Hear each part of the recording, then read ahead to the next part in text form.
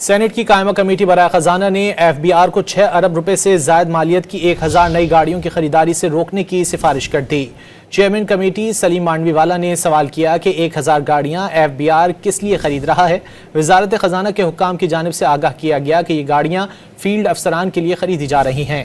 सलीम मांडवीवाला ने पूछा कि क्या पहले फील्ड ऑफिसर साइकिल पर सफर करते थे। सेनेटर फैसल वाडा ने कहा एफबीआर मखसूस कंपनी से गाड़ियां खरीद रहा है, ये बहुत बड़ा स्कैंडल है। कमेटी गाड़ियों की खरीदारी रोकने की हिदायत करे।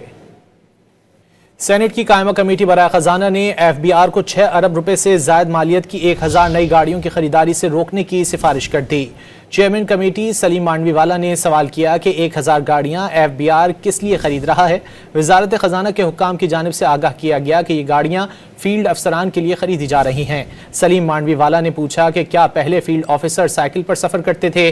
सेनेटर फैसल वाडा ने कहा एफबीआर मखसूस कंपनी से गाड़ियां खरीद रहा है, ये बहुत बड़ा स्कैंडल है। कमेटी गाड़ियों की खरीदारी रोकने की हिदायत करे।